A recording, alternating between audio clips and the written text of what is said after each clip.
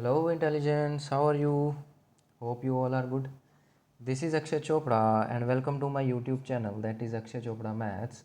जहाँ हम 10th class NCERT maths discuss कर रहे थे बेटा, उस सीरीज़ में हम पहुँच चुके हैं चैप्टर सर्कल्स पे, जो कि है आपकी बुक में चैप्टर नंबर 10। ओके, तो आज हम ये चैप्टर स्टार्ट करने जा रहे हैं। तो आज हम करेंगे इस चैप्टर की इंट्रोडक्शन।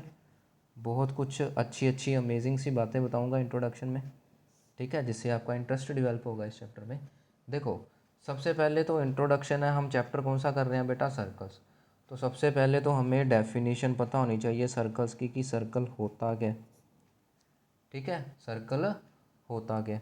तो सर्कल की डेफिनेशन क्या है?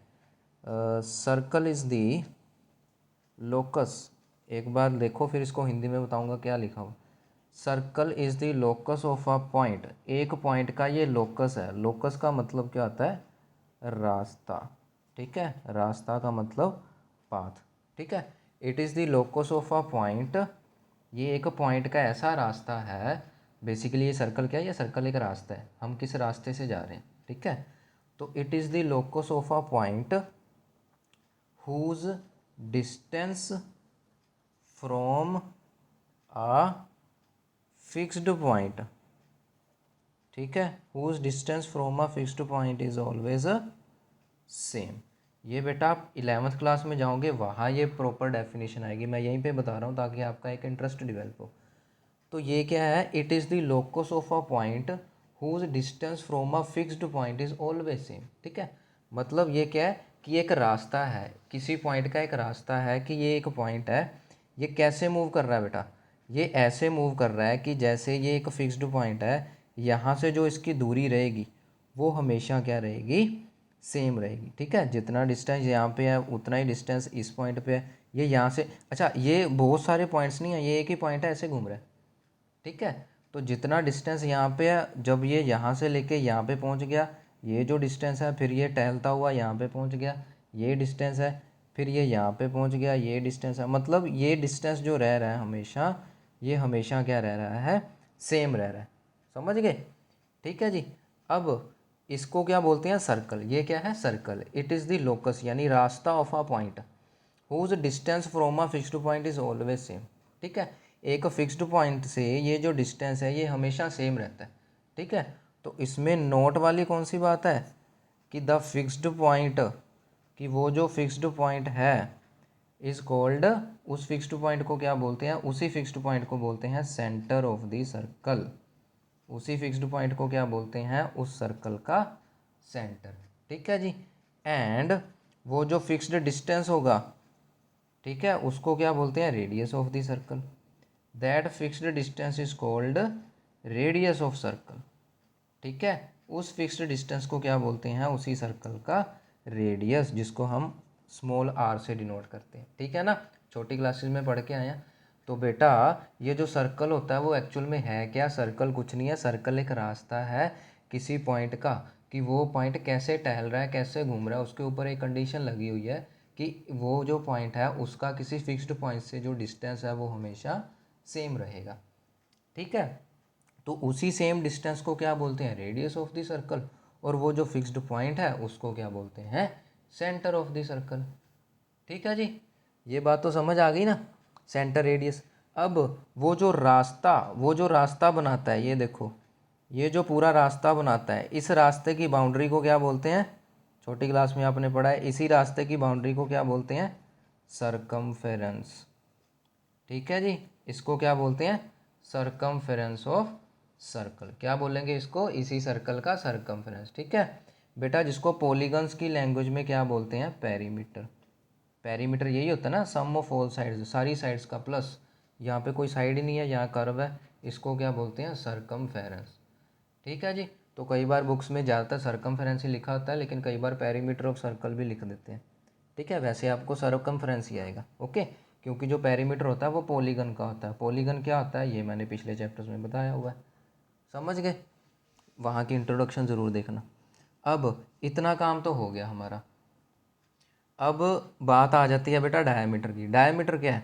डायमीटर क्या है? रेडियस का दुगना, ठीक है। डायमीटर क्या आता है? रेडियस का दुगना। जितना डिस्टेंस सेंटर से लेके इस बाउंड्री पे उतना ही डिस्टेंस सेंटर से लेके अपोजिट बाउंड्री पे।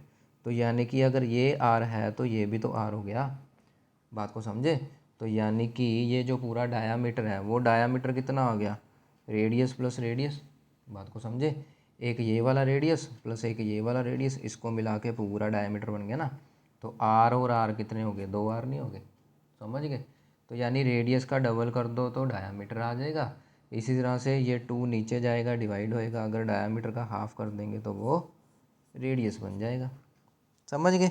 अगर रेडियस 5 दिया हुआ है तो डायमीटर 10 है, अगर डायमीटर 10 दिया हुआ है तो रेडियस 5 है। सिंपल।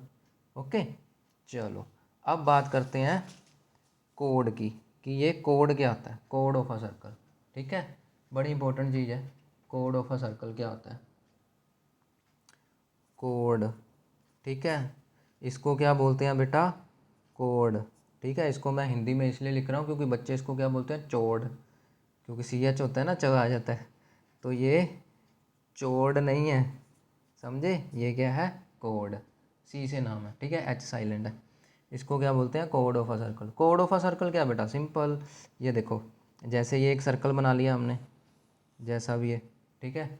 ये सर्कल है बेटा, सर्कल के कोई 2 पॉइंट ले लो, ठीक है।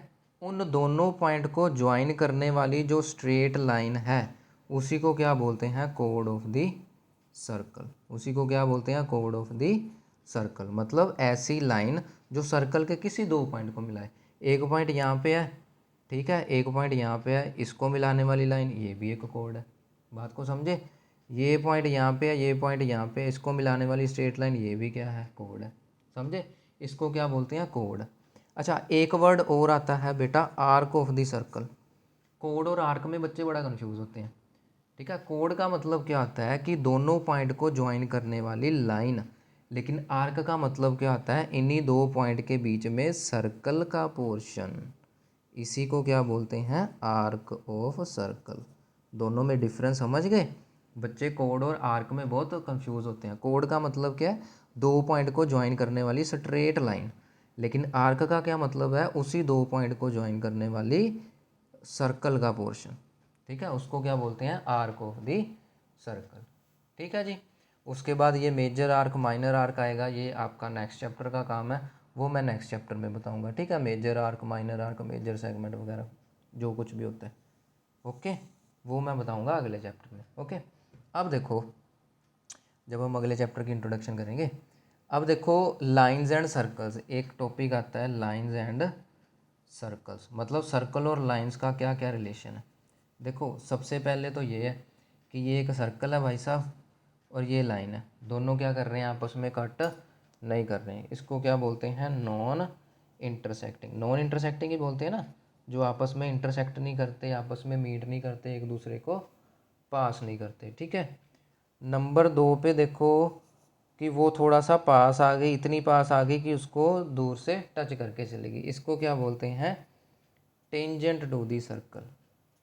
ठीक है, इसको क्या बोलते हैं, टेंजेंट टू दी सर्कल। तो इसी तरह से इसको इंग्लिश में क्या बोलेंगे, a straight line just passing through the circle, passing through नहीं, जस्ट टचिंग दी सर्कल। जो टेंजेंट क्या होता है, ऐसी लाइन जो सर्कल को सिर्फ टच करके जाए। ठीक है, लेकिन अगर यही लाइन सर्कल के आर पार हो जाए, मतलब उसको 2 पॉइंट पे कट करके जाए, तो इसको क्या बोलते हैं, सीकेंट। इसको क्या बोलते हैं, सीकेंट टू दी सर्कल। ये सर्कल के ऊपर क्या है बेटा, सीकेंट है। समझ गए? ट्रिग्नोमेट्री में भी पढ़ा था ना, तो ये वही चीज़ होती है। अब ये कैसे होती है वो आगे आएगा आपको नेक्स्ट क्लासेस में। ठीक है, हाई लेवल का काम है। अब देखो, वही टेंजेंट है, वही सीकेंट है ना।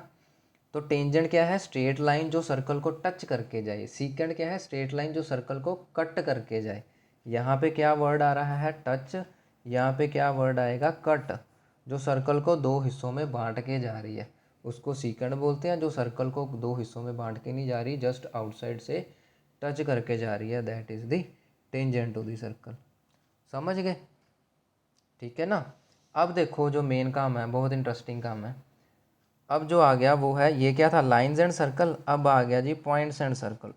लाइन का सर्कल के साथ क्या क्या रिलेशन है, वो 3 टाइप का रिलेशन हो सकता है, हमने देख लिया। अब पॉइंट्स का सर्कल के साथ क्या क्या रिलेशन है, वो भी 3 टाइप का रिलेशन है। अब उसको देखते हैं क्या, बड़ा इंटरेस्टिंग काम है। ठीक है, देखो सबसे पहले क्या है, सबसे पहले बेटा ये है कि अगर देखो हम इन्हीं तीनों को एक्सप्लेन करेंगे, समझ गए, हम इन्हीं तीनों को एक्सप्लेन करेंगे। मतलब पहला क्या है कि ये सर्कल है, सर्कल के अंदर हमने कोई भी पॉइंट ले लिया, सर्कल के अंदर कोई भी पॉइंट ले लिया, तो देखो बेटा जब हम सर्कल के अंदर पॉइंट लेंगे तो कोई टेंजेंट नहीं ना आ रहा, क्योंकि टेंजेंट क्या होता है, जो सर्कल को बाहर से टच करके जाए। अब यहाँ से जो भी लाइन पास करेगी इस पॉइंट से, वो सर्कल को बाहर से टच करके तो जाएगी नहीं, वो तो हमेशा कट करके जाएगी। तो यानी कि जो पॉइंट सर्कल के अंदर है उसमें से हम उस पॉइंट से कभी भी टेंजेंट नहीं बना सकते, हाँ सीकेंड बना सकते हैं, क्योंकि सीकेंड ही तो यही होता है ना जो दो इक्वल हिस्सों में बांटे, तो ये वही तो काम कर रहा है। ठीक है, तो इसको इंग्लिश में क्या लिखेंगे कि the point which is inside the circle we can have secant from it but not the tangent. ठीक है, अच्छा और सीकेंड कितने हो सकते हैं, इनफाइनाइट। ये लो भाई साहब, एक ये भी सीकेंड आ गया इसी पॉइंट में से, एक ये भी सीकेंड आ गया, एक ये भी सीकेंड आ गया, एक ये भी सीकेंड आ गया, एक ये भी सीकेंड आ गया। तो यानी कि अगर कोई पॉइंट सर्कल के अंदर है, अगर कोई पॉइंट सर्कल के अंदर है तो उसमें हम सीकेंड्स कितने ड्रॉ कर सकते हैं, इनफाइनाइट। ठीक है, जितने मर्जी, लेकिन उसमें से टेंजेंट्स कितने ड्रॉ कर सकते हैं, ज़ीरो, यानी कि कोई टेंजेंट ड्रॉ नहीं कर सकते। क्यों, क्योंकि टेंजेंट क्या होता है, वो टच करके जाता है बाहर से, तो बाहर से तो कोई लाइन जाएगी नहीं। समझ गए। पॉइंट नंबर 2, अब क्या आ गया, पॉइंट आ गया जी सर्कल के ऊपर। उसने बोला कि ये सर्कल है, अगर पॉइंट आ गया सर्कल के बिल्कुल ऊपर तो हम कितने टेंजेंट ड्रॉ कर पा रहे हैं उस पॉइंट में से, सिर्फ एक ही टेंजेंट ड्रॉ कर रहे हैं। ठीक है, और सीकेंड कितने ड्रॉ कर रहे हैं, कोई भी नहीं। क्यों, क्योंकि वो दो हिस्सों में बांट ही नहीं रहा। सीकेंड क्या है, जो दो हिस्सों में बांटे, लेकिन ये तो दो हिस्सों में बांट ही नहीं रहा। तो यानी कि अगर कोई पॉइंट सर्कल के ऊपर है, ठीक है, इसको क्या बोलेंगे, पॉइंट इनसाइड द सर्कल, इसको क्या बोलेंगे, पॉइंट ऑन द सर्कल या on the boundary of the circle. ठीक है, point on boundary of circle, इस केस को क्या बोलेंगे, पॉइंट जो है सर्कल के बाउंड्री पे। इस केस को क्या बोलेंगे, जो पॉइंट है वो सर्कल के इनसाइड है। ठीक है, तो जब वो बाउंड्री पे है तो उस पर सीकेंड कोई नहीं है, टेंजेंट एक है, तो उसमें से सीकेंड्स कितने ड्रॉ कर रहे हैं हम, ज़ीरो, कोई सीकेंड नहीं, लेकिन टेंजेंट्स हमें कितने मिल रहे हैं, 1, एक टेंजेंट तो मिल गया। ठीक है, अब तीसरी पॉसिबिलिटी क्या हो सकती है, आप पता लगा ही लोगे। पहली पॉसिबिलिटी क्या थी, सर्कल के अंदर है, दूसरी पॉसिबिलिटी क्या, सर्कल के ऊपर है, अब तीसरी पॉसिबिलिटी क्या होगी, सर्कल के बाहर है। ठीक है, इंटेलिजेंट हो आप लोग, आपको पता ही है। ठीक है, तो इसको क्या बोलेंगे, आउटसाइड दी सर्कल, कि जब वो पॉइंट सर्कल के आउटसाइड होगा। ठीक है, जब वो पॉइंट क्या होगा, सर्कल के, इसको छोड़ो, जब वो पॉइंट क्या होगा, सर्कल के आउटसाइड होगा। अब देखो बेटा जो आउटसाइड का पॉइंट है, ठीक है, जो आउटसाइड का पॉइंट है उसमें से हम कितने टेंजेंट ड्रॉ कर रहे हैं, ये भी कट करके, ओ सॉरी टच करके जा रहा है, ये भी टच करके जा रहा है। तो एग्जैक्टली कितने टेंजेंट्स मिल रहे हैं बेटा, एग्जैक्टली कितने टेंजेंट्स मिल रहे हैं, टेंजेंट्स कितने, अच्छा पहले तो हम सीकेंड की बात करते हैं। सीकेंड बेटा इसमें भी इनफाइनाइट मिल जाएंगे, सीकेंड तो बेटा इसमें भी इनफाइनाइट मिल जाएंगे, ये लो, ये लो, ठीक है, ये लो, ये भी लो, सीकेंड तो इसमें भी इनफाइनाइट मिल जाएंगे। और टेंजेंट कितने मिलेंगे, टेंजेंट सिर्फ क्या मिलेंगे, 2। समझ गए। पहले केस में क्या था, कोई टेंजेंट नहीं, अगले केस में एक टेंजेंट, अगले केस में 2 टेंजेंट। हमारा मेन फोकस भी क्या है, टेंजेंट्स की तरफ ही होता है, सीकेंड को नहीं देखते। ठीक है, तो यानी कि इससे हमें क्या सीखने को मिला कि अ पॉइंट जो साइड सॉरी सर्कल के अंदर है उसमें से हम कोई भी टेंजेंट ड्रॉ नहीं कर सकते। उसी तरह से जो पॉइंट है वो सर्कल के ऊपर है तो एग्जैक्टली एक ही टेंजेंट मिलेगा, और अगर वो सर्कल के बाहर है तो उसमें से 2 टेंजेंट्स मिलेंगे। ठीक है, अब आप ये पूछोगे सर ये इतनी बेसिक बेसिक बातें क्यों बता रहे हो, बेटा ये सारे एमसीक्यू में परेशान करते हैं फिर। ठीक है, इसलिए ये बेसिक बेसिक बता रहा हूँ। यहाँ से अब सर्कल से कोई एमसीक्यू आ गया तो कोई नहीं आपको हरा सकता उस एमसीक्यू में से। समझ गए ना। चलिए अब हम करते हैं थोड़ी थ्योरम्स और उनके प्रूफ। थोड़ी थ्योरम्स का मतलब, थोड़ी मतलब 2 ही हैं। ठीक है, और ये दोनों की दोनों बड़ी इंपॉर्टेंट है बेटा, इनका प्रूफ पेपर में पक्का आता है। ठीक है, फर्स्ट थ्योरम बहुत अप्लाई होती है क्वेश्चंस में, और सेकंड का प्रूफ तो समझ लो पक्का ही है। जैसे मैंने वो बताया था ना, अपना ट्रायंगल वाला चैप्टर था, उसमें बीपीटी का प्रूफ आता है। ठीक है, वैसे इसमें ये 10.2 थ्योरम करेंगे वो तो पक्का ही आएगी ना, 10.1 तो कभी कभी तरस खा के छोड़ भी देते हैं। देखो ये क्या कहती है, पहले स्टेटमेंट लिखता हूँ इसकी मैं। The tangent at any point of a circle, ठीक है जी, इज़ परपेंडिकुलर, ये मेन वर्ड है परपेंडिकुलर, ठीक है, यानी कि 90 degree to radius of the circle. अब इसके कहने का मतलब क्या बेटा, इसके कहने का मतलब है, साथ में इसका प्रूफ भी करेंगे हम। इसके कहने का मतलब ये है कि हमारे पास अगर एक सर्कल है, ठीक है जी, ये सर्कल का सेंटर है, ओके है जी, ये सर्कल का जा रहा है टेंजेंट, ओके है जी, और इस पॉइंट को जहाँ पे बेटा टेंजेंट और सर्कल मिलते हैं, इस पॉइंट को क्या बोलते हैं, पॉइंट ऑफ कांटेक्ट। क्या बोलते हैं, इसको भी याद रख लो, पॉइंट ऑफ कांटेक्ट, जहाँ पे टेंजेंट और सर्कल आपस में एक पॉइंट पे मिल रहे हैं। तो वो ये कह रहा है कि अगर सर्कल का जो सेंटर है हमारे पास, मान लो ओ है, उस सेंटर से अगर मैं रेडियस खींचूंगा, ठीक है, तो वो क्या होगा, पॉइंट ऑफ कांटेक्ट पे जो जा रहा है अपना टेंजेंट, उसके हमेशा परपेंडिकुलर होगा। बात को समझे, इसको समझ लो, क्वेश्चंस में बहुत यूज़ होगी ये थ्योरम, बहुत का मतलब बहुत, समझ गए। इस चैप्टर में कुछ नहीं है, बस वो बेसिक समझ लो और ये दो थ्योरम समझ लो, चैप्टर ख़त्म, बाय बाय टाटा, कुछ नहीं है, फुस है, समझ गए। एक सर्कल है अपने पास, ये पॉइंट ऑफ कांटेक्ट है जहाँ से टेंजेंट पास कर रहा है सर्कल को, ठीक है जी, तो उस पॉइंट पे जो परपेंडिकुलर है और अपना जो टेंजेंट है, सॉरी परपेंडिकुलर नहीं, जो रेडियस है और जो टेंजेंट है वो एक दूसरे के परपेंडिकुलर होते हैं। इसी चीज़ को हमें प्रूव करना है 2 लाइनों में, ठीक है जी। उससे पहले एक नोट देख लो। नोट क्या होता है बेटा, नोट क्या होता है कि जो भी आपका शॉर्टेस्ट डिस्टेंस है ना, वो परपेंडिकुलर लाइन होती है, ठीक है। क्या होता है, perpendicular line is the shortest distance. ये तो हम डेली लाइफ में भी यूज़ करते हैं कि बेटा अगर हमें एक पॉइंट से दूसरे पॉइंट पे जाना है, ये मेरा एक पॉइंट है, इससे मुझे दूसरे पॉइंट पे जाना है, तो ये जो परपेंडिकुलर लाइन है बिल्कुल स्ट्रेट है, वही शॉर्टेस्ट पाथ होगा ना। अगर मैं गलियों में से यहाँ वहाँ घूम के जाऊँ, अगर मैं इधर उधर से घूम के जाऊँ, तो ये तो शॉर्टेस्ट पाथ नहीं है। शॉर्टेस्ट यानी सबसे छोटा पाथ, ठीक है, सबसे छोटा पाथ कौन सा होता है, स्ट्रेट लाइन, सीधा जाओ, समझ गए। उसी चीज़ को, अच्छा पेपर में नहीं ये नोट लिख के आना, ये तुमको सिखाने के लिए है, क्योंकि इस चीज़ का हम प्रूफ में यूज़ करने वाले हैं, ओके। तो पेपर में ये चीज़ नहीं लिख के आनी, बस ये याद रखनी है। अब प्रूफ कैसे करना है, यहाँ से हमारा प्रूफ स्टार्ट होगा, इसको हम कर देते हैं साइड में, ओके, ठीक है। तो प्रूफ में क्या आएगा बेटा, देखो मैं डायग्राम दोबारा बना देता हूँ, ये रहा, ओके, ये है हमारा ये रहा, ये क्या है, और ये रहा परपेंडिकुलर, ओके, और ये अपना पॉइंट आ गया ओ, ये पॉइंट मान लो पी है, ओके। इस पॉइंट को इस पॉइंट से मिला दो बेटा, ये मान लो आपका कौन सा पॉइंट है, क्यू पॉइंट है, ये जो पॉइंट है इसको मान लो आर है। बेटा अब ये मत कहना कि सर ये तो परपेंडिकुलर नहीं है, ये टेढ़ा है, बेटा तुम अगर डी को यहाँ पे रखोगे तो ये परपेंडिकुलर ही बन रहा है, ठीक है। ज़रूरी नहीं है ऐसे आए, क्योंकि डायग्राम ऐसे बनती है ना, बच्चों के मन में यही ख्याल रहता है डायग्राम जैसी मर्जी हो सकती है। मान लो टेंजेंट, मान लो टेंजेंट इधर को जा रहा है, सॉरी ये तो सीकेंड बन गया, ये टेंजेंट इधर से जा रहा है, तो बेटा ये क्या होगा, 90 डिग्री पे होगा, ठीक है। अगर टेंजेंट इधर से जा रहा है तो ये क्या होगा बेटा, 90 डिग्री, ऐसे है, समझ गए। जहाँ से भी टेंजेंट निकलेगा वो 90 डिग्री बनेगा। अब देखो छोटा सा प्रूफ है, देखो डायग्राम से हमें क्या पता चल रहा है, डायग्राम से हमें ये पता चल रहा है कि जो OP है और OR है वो दोनों सेम है।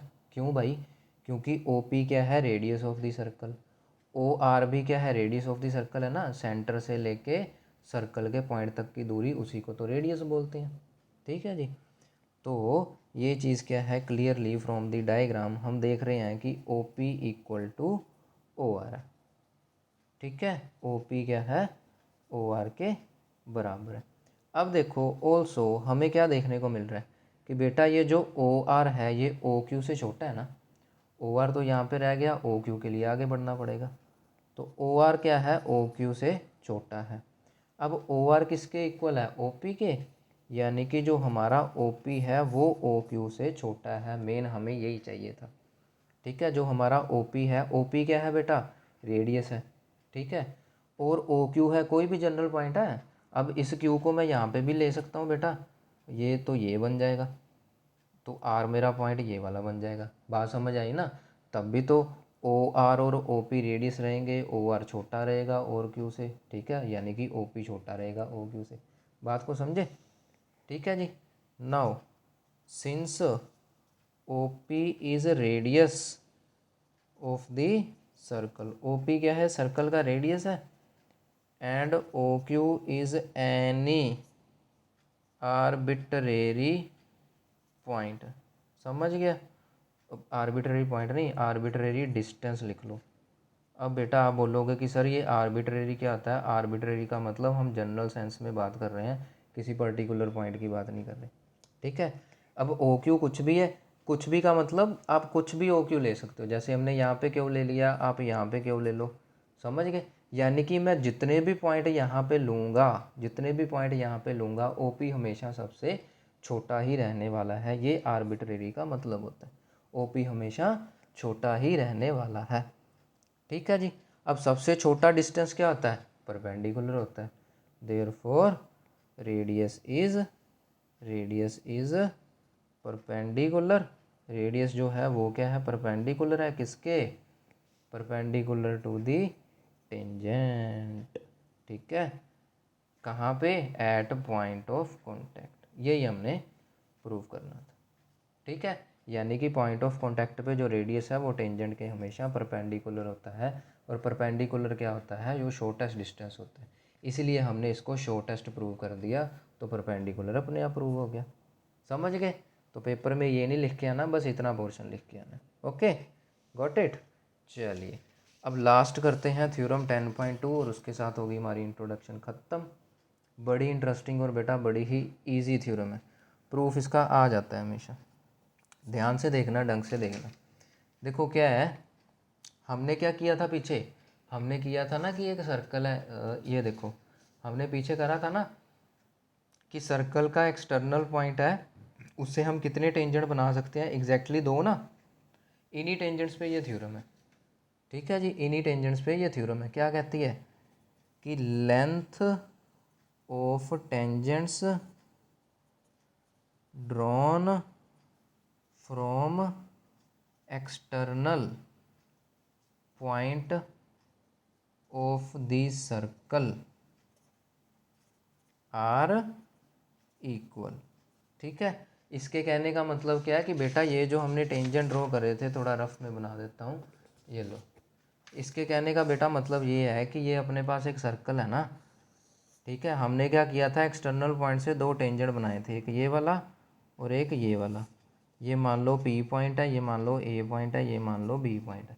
तो वो ये कह रहा है कि ये पी ए और पी बी हमेशा क्या होंगे, इक्वल। मतलब ये पी से लेके ए तक मान लो 5 सेंटीमीटर है, तो ये भी ऑटोमेटिकली 5 सेंटीमीटर ही होगा। बात को समझे। ये है दूसरी थ्योरम कि एक्सटर्नल पॉइंट में से हमें पता है कि दो टेंजेंट ड्रॉ कर सकते हैं।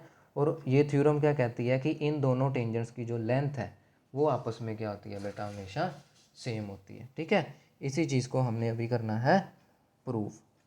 इसी चीज़ को क्या करना है अभी, प्रूफ करना है। ठीक है, इसको प्रूफ करने के दो तरीके हैं, दोनों बड़े इजी हैं। आपको जो अच्छा लगे कर लेना पेपर में, मैं दोनों बता देता हूँ। ठीक है, कोशिश करते हैं यहीं पूरा आ जाए ताकि आप उनको कंपेयर भी कर सको। ठीक है ना। देखो ये आपका एक सर्कल आ गया। ठीक है जी, ये एक्सटर्नल पॉइंट है, यहाँ से हमने बना दिए दो टेंजेंट, एक इधर को और एक इधर को। ठीक है जी, ये क्यू पॉइंट है, मान लो ये आर पॉइंट है मान लो, और ये मान लो पी पॉइंट है। ठीक है, आपकी मर्ज़ी, जो मर्ज़ी मान लो।